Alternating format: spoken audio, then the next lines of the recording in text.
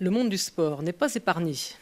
Donc, je vais me présenter vite fait. Donc, je suis athlète de haut niveau, enfin ancienne athlète de très haut niveau, on va dire même. Allez, on va se mettre un petit peu de fleurs. Ancienne athlète de haut niveau, professeur de sport en poste au ministère de la Jeunesse et des Sports, de la vie associative et de l'éducation populaire. Aujourd'hui chargée de mission au sein du pôle sport santé, et dans mes attributions, je n'ai pas du tout aujourd'hui le champ des violences sexuelles. Cependant, c'est une thématique qui m'intéresse à plusieurs reprises. Dans mes fonctions au sein du ministère, j'ai été directrice technique nationale de 2 fédérations sportives, du triathlon pour l'Olympiade de Pékin, donc 2008, et du cyclisme pour l'Olympiade de Londres. Donc bien sûr, vous faites vite le rapprochement DTN. Un DTN, ça fait quoi? Ça gère tout le programme de haut niveau des équipes de France, ça gère tous les programmes de développement et tous les programmes de formation. Donc on peut dire que j'ai 2 champs sur les 3 peut-être qu'il faudrait mettre en place pour lutter contre les violences sexuelles.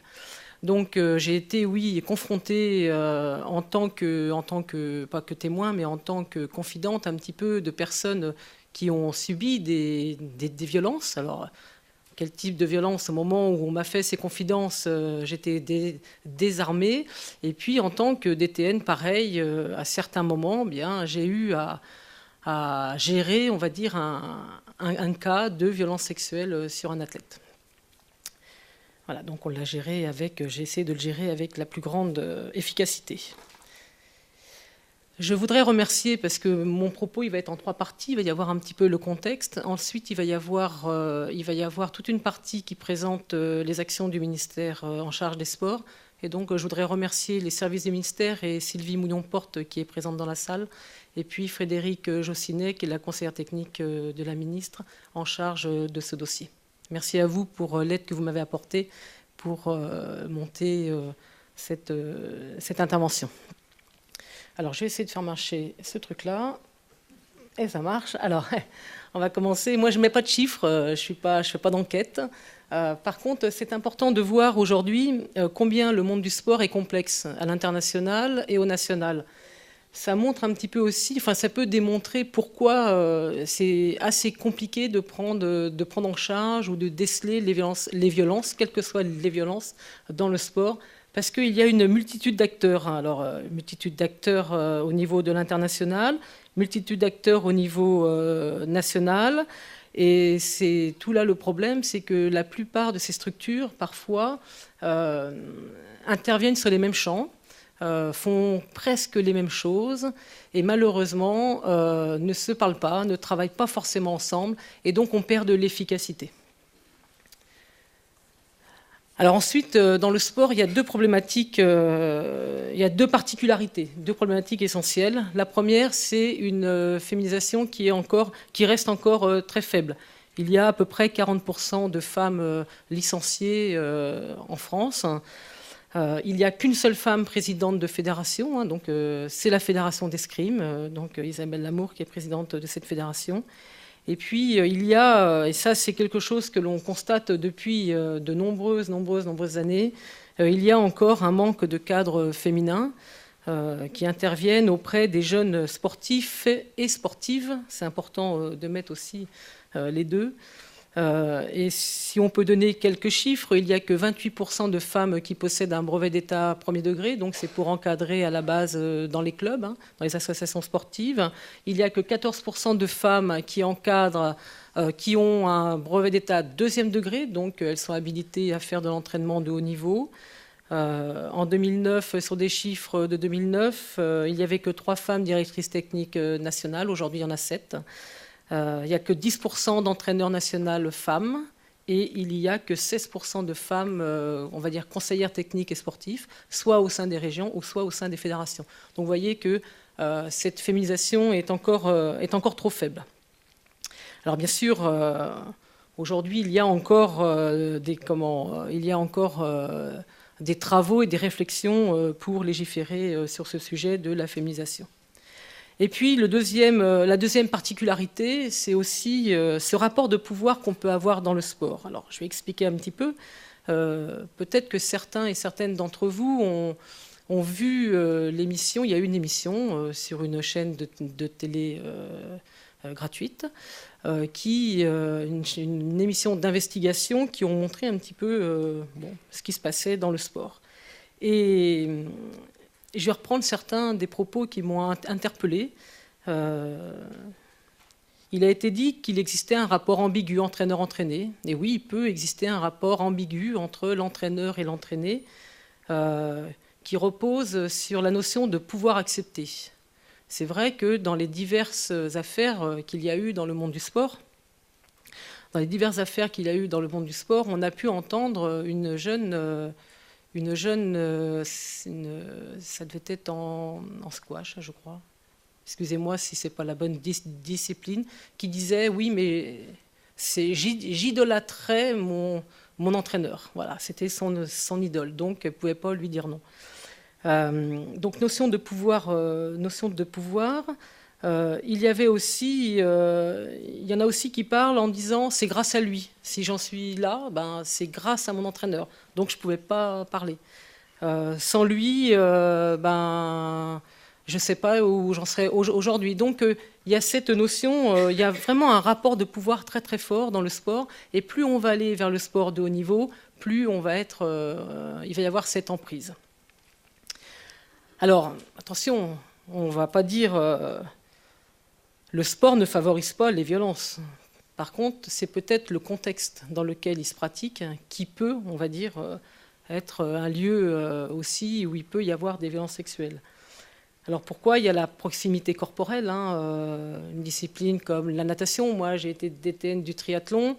Bon, il y a un certain rapport au corps qui fait que il peut y avoir quelque chose derrière qui ferait qu'on devrait être beaucoup plus vigilant.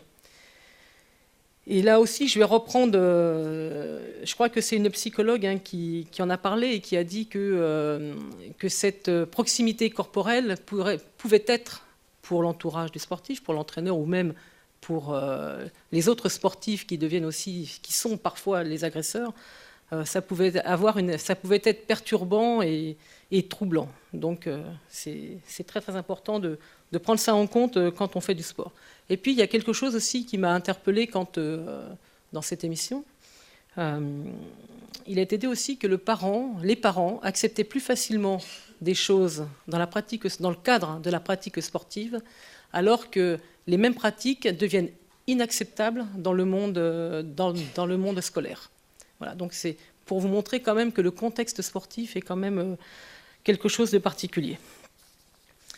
Alors après, il y a eu, ça c'était pour la petite introduction, et il y a eu ensuite les affaires. Alors les affaires, il y a une date, 93, mais 93, c'est la date à laquelle l'affaire est sortie.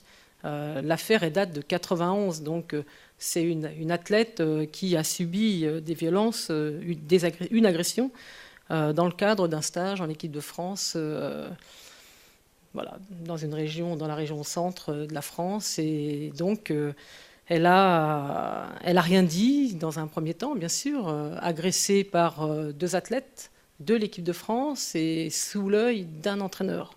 Donc c'est assez particulier quand même.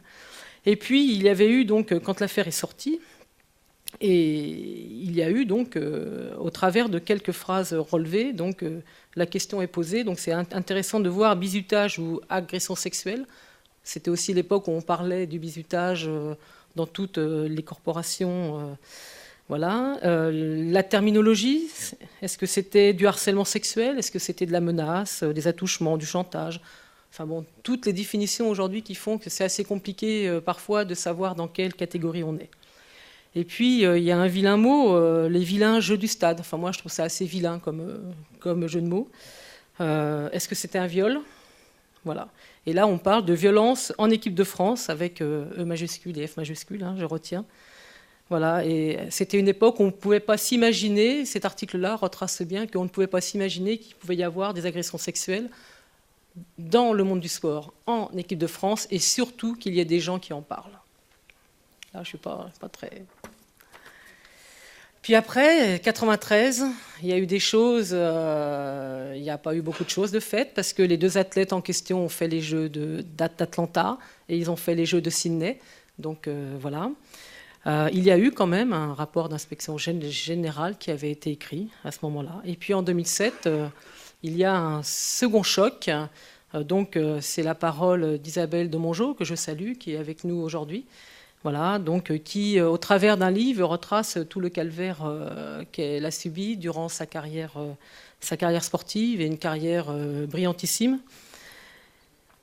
Et donc ça a permis, ça a donné un petit peu plus d'écho que 93, étant donné que la ministre en charge des sports, donc, qui était Madame Bachelot, a reçu Isabelle de Mongeau, et puis il y a eu un groupe de travail qui a été mis en place à l'issue de ces révélations. Alors, groupe de travail qui... Ouais, je suis bien dans le... Un groupe de travail donc, qui s'est penché sur 4 thématiques. La première, c'était sur la mise en place d'une charte de bonne conduite pour les fédérations. La deuxième, c'était mettre en place des journées d'information type pour les sportifs en structure. Et ensuite, et les deux autres, pardon, c'était mettre en place de la formation pour les encadrants, car à chaque fois se posait la question de la formation, et ce matin, c'est revenu aussi de façon très régulière.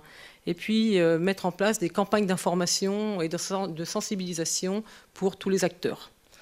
En préalable de ces 4 groupes de travail, donc, il y a eu la fameuse étude dont on parle depuis ce matin, donc une étude de l'Université de Bordeaux, donc, sous la direction de Greg Descamps et de Sabine Afflelou.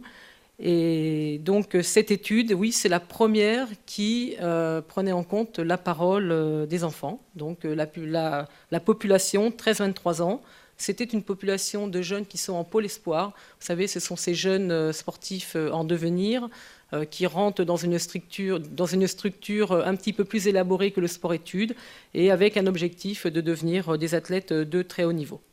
Donc sur cette étude, on peut voir plusieurs choses significatives. Donc il y avait 356 sportifs, donc 65 garçons, 35% de filles. On retrouve un petit peu le premier pourcentage que j'ai cité. Moyenne d'âge 13 à 23 ans, donc là ça correspond un petit peu à l'âge des jeunes qui se trouvent dans ce type de structure. Ils ont été interrogés dans 18 disciplines, donc c'est quand même c'est très intéressant. Très peu de disciplines olympiques ont été oubliées dans cette enquête sur des situations rencontrées. Alors les situations rencontrées, elles étaient classées en 3 catégories et ça représentait 12 items. Les 3 réponses possibles, c'était jamais, je n'ai jamais subi ni de harcèlement ni autre, je ne sais pas. Donc il y a une certaine ambiguïté qui s'installait, ou alors très clairement c'était oui. Donc la première catégorie, c'était le harcèlement, donc je ne vais pas vous les citer, vous les retrouverez dans les documents disponibles. Donc première catégorie, c'est le harcèlement. La deuxième catégorie, c'était l'atteinte. Voilà, est-ce que j'ai subi une atteinte sexuelle ou pas, avec 2 items. Et puis la troisième catégorie, c'était une agression. Donc là aussi, il y avait 6 items qui caractérisaient l'agression. Ah oui, pardon, j'ai oublié.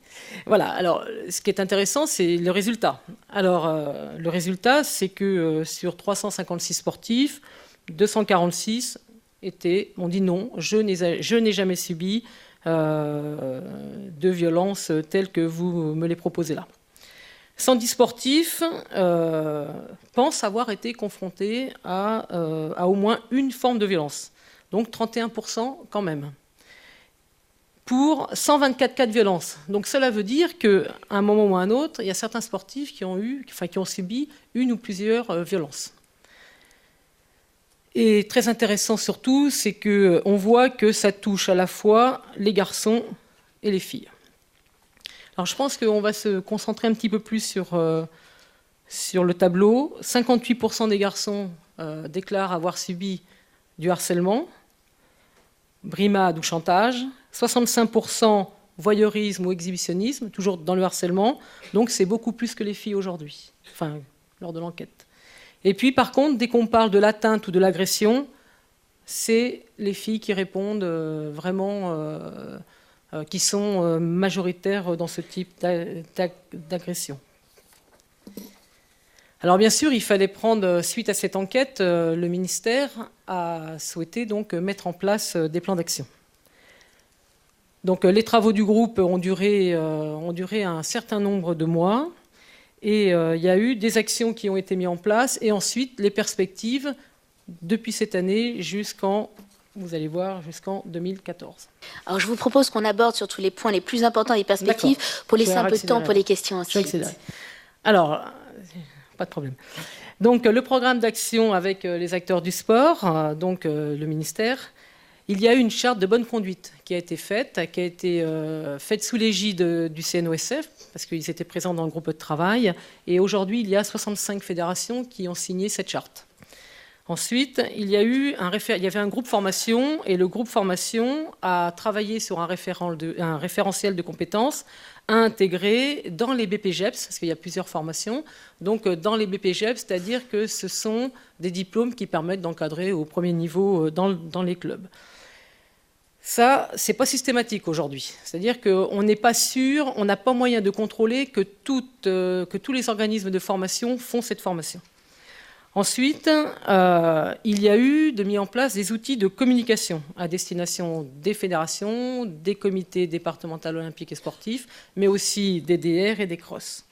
Et enfin, il y a eu des sessions d'information et de sensibilisation qui ont été mises en place, notamment par les directions régionales de la jeunesse et des sports et par les CREPS, donc, qui reçoivent ces fameux pôles espoirs. À partir de là, à partir de ce programme, il y a eu des outils qui ont été créés.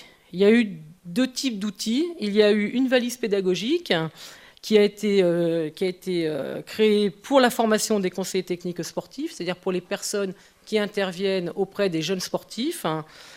Mais aussi, cette valise est aussi utile pour la formation des éducateurs sportifs, donc dans le cadre de nos diplômes.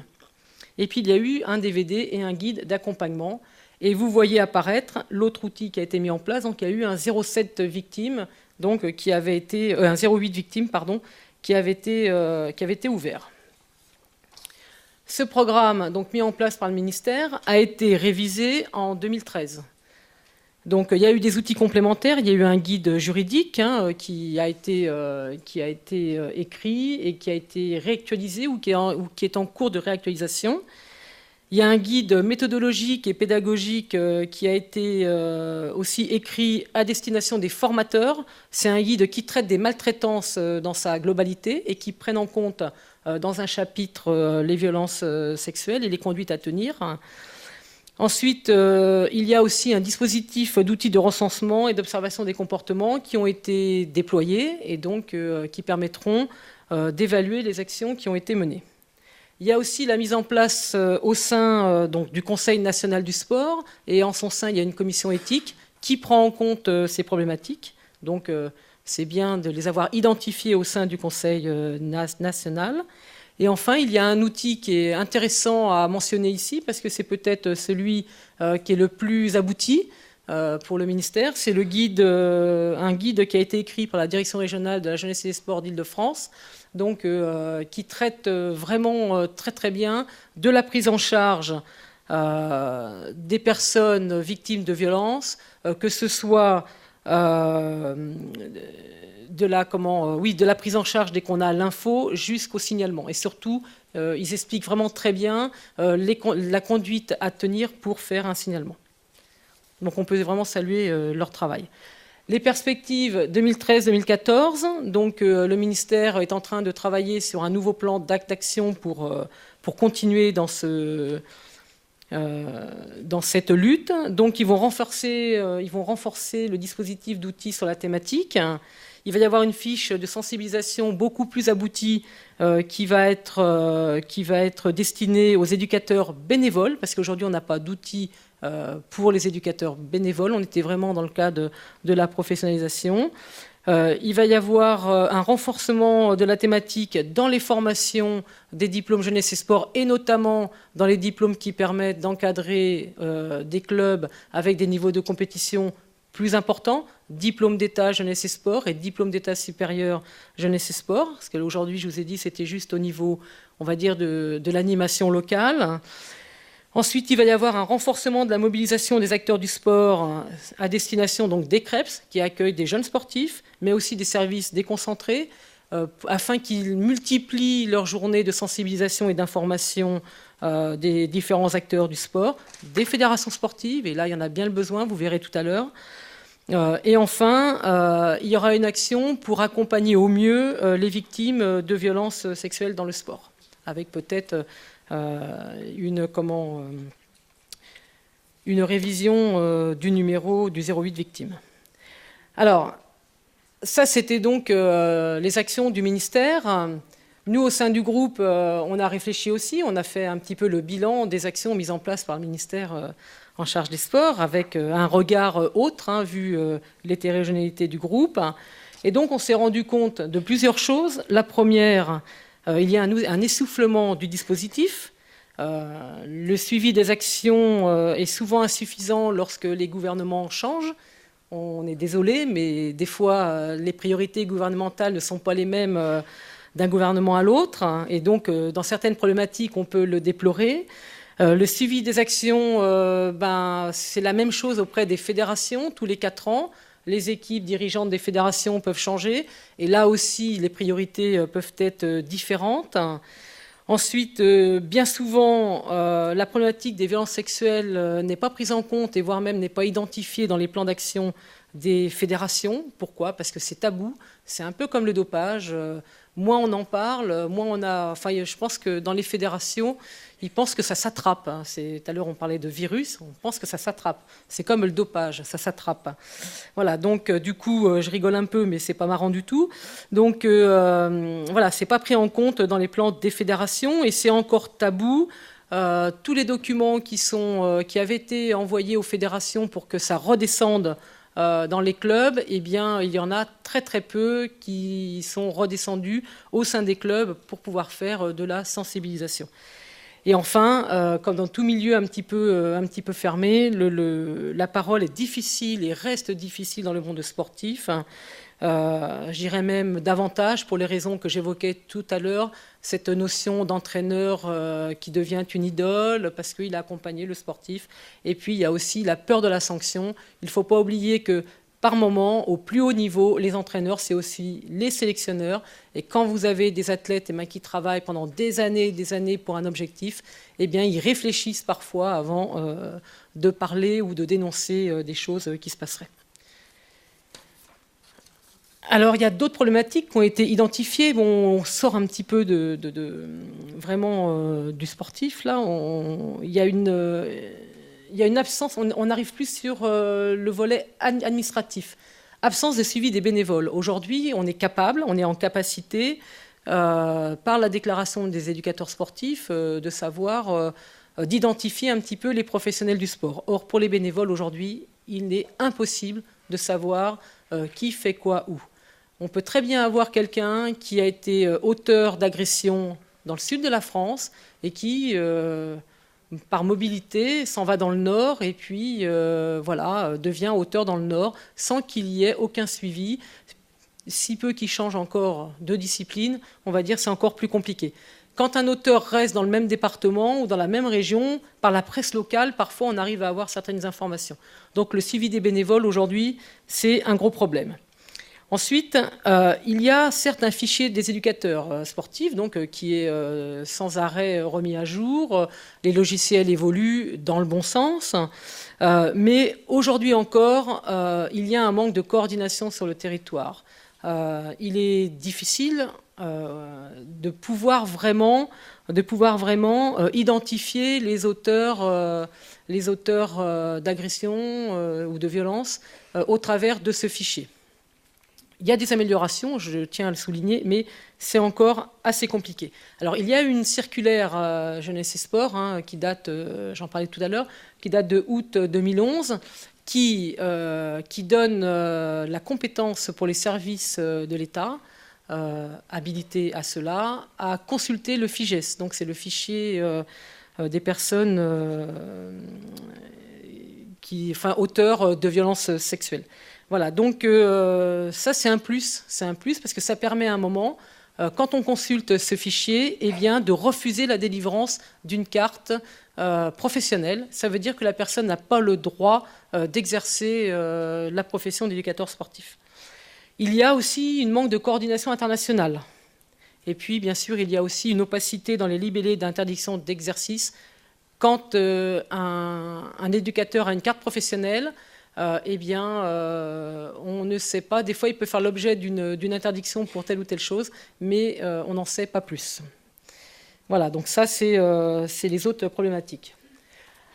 Alors les solutions, bien sûr, on va reprendre le vacciner, c'est très important, vacciner régulièrement par de l'information. L'information, il faut qu'elle soit de qualité, il faut qu'elle soit actualisée, il faut qu'elle soit envers le sportif, il faut qu'elle soit envers les professionnels de l'éducation, de l'activité physique et sportive, il faut qu'elle soit aussi envers les bénévoles et il faut qu'elle soit aussi envers l'environnement. Tout à l'heure, on parlait des parents, mais c'est aussi tout l'environnement, c'est le médical aussi. Dans les clubs, des fois, il y a des médecins.